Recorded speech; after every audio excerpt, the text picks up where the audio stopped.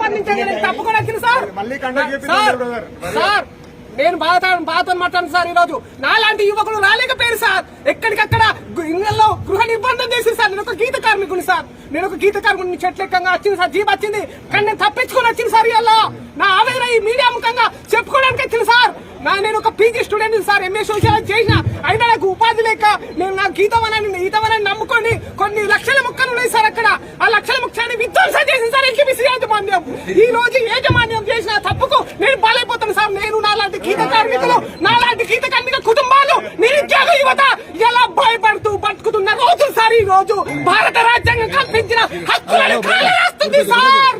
Sir దేశం అభివృద్ధి చెందడం అంటే రంగుల గొడవలు అద్దాల మెడలు కాదు సార్. పౌరులు నైతిక అభివృద్ధి అన్నారు. ఏది ఆ నైతిక అభివృద్ధి? ఆ నైతిక అభివృద్ధి ఎక్కడుంది? ప్రజల చేత ప్రజల కొరకు ప్రజలే పాలించిన ప్రజాస్వామ్యంలో ప్రజలకు హక్కు లేక ఖాళీ కుర్చీలు కనబడుతున్నాయి సార్. ఖాళీ కుర్చీలు కనబడుతున్నాయి. ఇది ఎవరి తప్పిదం? ఇది ఎవరి తప్పిదం సార్? ప్రజల చేత నడిపించుకుంటే ప్రజా ధనంతో మీరు జీతాలు తీసుకుంటున్నారు. ప్రజల చేత నడిపించు ప్రజా నాయకులు సార్. నేను వైలెన్స్ చేస్తున్నాను సార్. నా ఆవేదన నా కడుపులో నుంచి వచ్చే ఆవేదనలు నాకు అవకాశం రాక అవకాశం లేక కడుపులు నింపుకోవడానికి కేవలం నా జేబులు